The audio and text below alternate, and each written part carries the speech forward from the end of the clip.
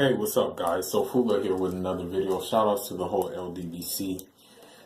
You know, I find it really amazing, man, that like these Anthony Joshua supporters will totally disregard what some of their own countrymen even say.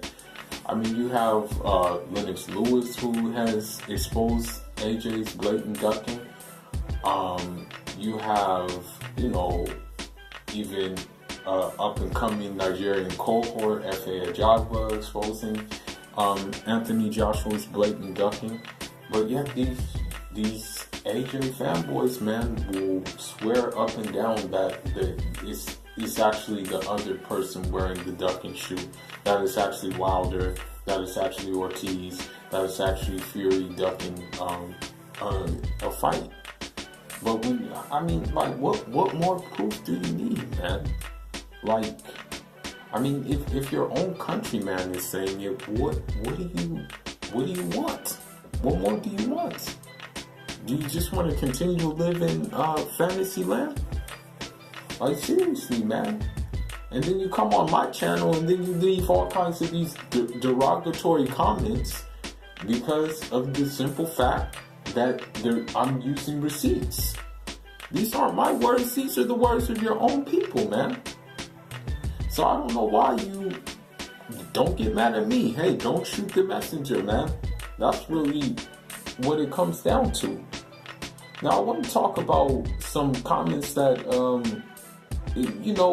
even Tyson Fury's own trainer said this. He said, okay, this is I'm gonna read it, and for those of you guys who don't know, Tyson Fury, he has a unknown, like kind of a relatively unknown trainer.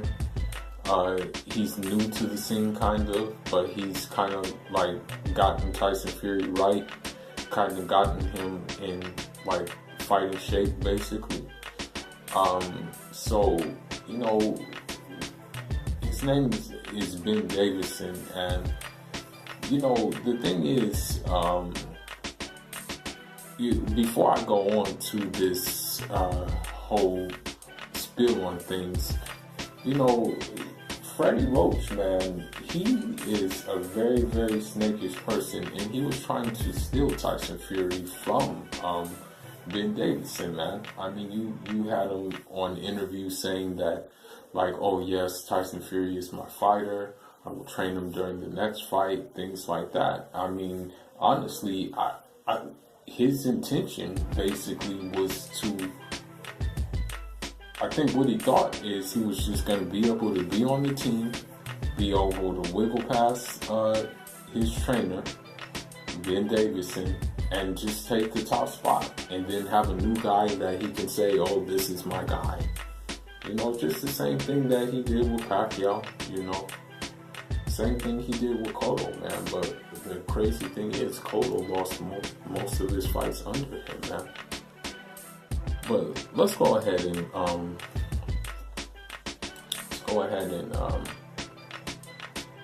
read what he said. So Tyson Fury's trainer, Ben Davison, he actually said that, Joshua will need to give Wilder and Fury a 50-50 split.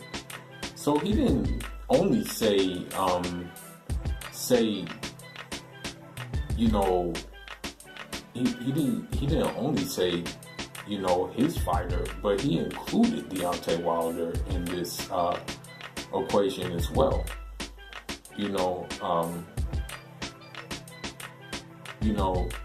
And so he said this, these were some of the words he said, man. He says, he said that Joshua and his promoter are going to need to decide whether they want to look at the Fury and Wilder fights in terms of it being a business. He then went on to say, if Joshua and his promoter, Eddie Hearn, approach those fights from a business perspective, then they'll get neither of them. So So, I mean, that's what I'm saying. And I think what he's trying to say, he's trying to say that if Joshua and Eddie Hearn approach the fights from like a perspective that, they have to get the most out of the fight and they have to generate the most funds out of the fight, then the fights are not going to happen. So here you have it, that even Tyson Fury's trainer is not going for it, and that he's not going to take a lowball offer. That they're not going to take one. So, if Tyson Fury's not going to take one, then why should Deontay Wilder take one? Now, it also said that, Davison feels that Joshua could end his career missing out on the Wilder fight, just like Lennox Lewis and Riddick Bowe retired without facing each other. He said their Matchroom Boxing promoter, Eddie Hearn and Anthony Joshua, he's referring to them as the problem in making the fight with Deontay Wilder is looking at it too much as a business fight. He also went to say it depends on what your goal is. If your goal is to make as much money as possible, then yeah, negotiate it out. Fight to the death over the last few percent, whatever it is. In my eyes, if you want to make the fight, it's 50-50. If two champions are coming together, it's 50-50. If you want to make the fight, because you will end up in a situation where we did with Lennox Lewis and Riddick Bowe. We may never see that fight. And these were the words of Davison. These were the words of his trainer, of Tyson Fury's trainer. And the article went on to say, in a perfect world, Hearn and Joshua will view the Wilder fight in terms of being a fight that needs to be made for the sport of boxing. If they saw him as a competitor in a fight, that will show who the best heavyweight is in the division. Then it would be a simple matter of giving Wilder the 50-50 deal that he's asking for to make the fight happen. That's not what's happening though. Joshua and Hearn view the Wilder fight as a money thing, and they don't believe he's popular enough to share equally in the revenue a Joshua Wilder fight will produce. And the reality is, Deontay Wilder is way more popular than Anthony Joshua, man. I'm just being honest. More people know about Deontay Wilder than they do Anthony Joshua. But Anthony Joshua is trying to get new relevance now by just talking a lot, appearing on these shows, doing these guest appearances. But nobody really cares, because guess what? He ain't fighting nobody. And so it goes on to say that, it goes on to say Hearn and Joshua both seem so focused on measuring the worth of Wilder and gauging what he brings to the table for the fight. And they don't appear to value what he contributes to the fight enough to give him even a percentage deal. That's why Hearn keeps banging on about giving Wilder flat fees. He doesn't see him as being worthy of a percentage deal. It is believed that Hearn is finally ready to offer Wilder a percentage deal, but it's along the lines of 70-30 in Joshua's favor. Giving Wilder 30% means that Hearn doesn't even value him enough to give him the 33 that Joseph Parker is said to have gotten for the Joshua last fight. He's like, I don't know about this. I mean, I have to disagree with him on what's to happen in what he says in this next part of it. He said, I believe Joshua wants that Wilder fight, but I believe his team's views will say to him, okay, this is what you're worth, and this is what Wilder's worth. If this fight generates this, you should earn this amount. Okay, is it just business to you? Because if it is, no problem. You may never get this fight. It is about credibility and status. if Joshua wants to fight against the other two, Wilder or Tyson Fury, it's going to have to be 50-50 because neither of them are going to take it. No one wants to give an inch. He might be different if he were making Floyd Mayweather money, but Joshua doesn't make Floyd Mayweather money. If Joshua wants to make a fight against Wilder, it's 50-50. Joshua needs to stop looking at this like a business and stop arguing out percentage. This man's worth and that man's worth. Now, I agree with him to a certain extent, but, I want to go on to say that, if Tyson Fury's trainer is saying that, what more do you need to really hear? I mean, the proof is in the pudding already, man.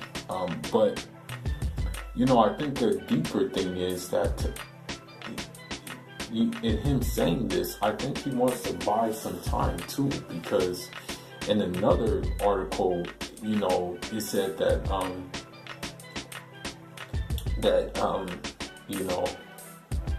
that he would want to have, he would like to see Joshua versus Wilder, and then that he said Tyson Fury stepped up and done what he done.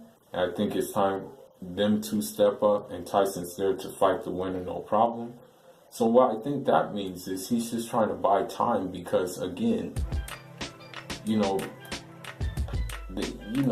sorry to say it, but Tyson Fury felt like he felt a lot. When Deontay Wilder hit him in that 12th round, man, that guy was plastered, bro. Like, the only reason he woke up was because the referee decided to give him some help, basically.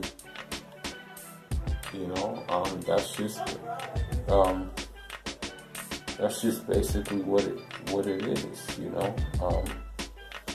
now,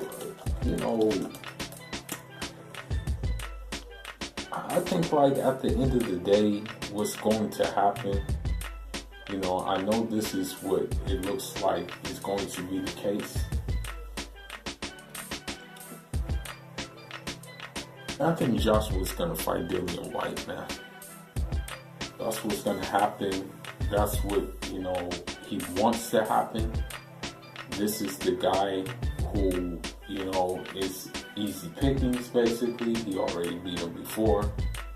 He acts like the fans want to see it. Eddie Hearn acts like the fans want to see it. So I know for a fact that that's what the plan is, basically. But I just find it amazing that a lot of these UK fanboys skip over this on what even Tyson Fury's own trainer is saying about a Deontay Wilder fight, man. But that's all I got for now, guys. I just wanted to touch on that. Shout out to the whole LDBC, and shout out to my uncle in London, who is a real one, who doesn't act like a majority of these delusional AJ fanboys and actually knows the truth about what's happening, and I salute him for that. I salute you, Unc. Okay. Ja Rama.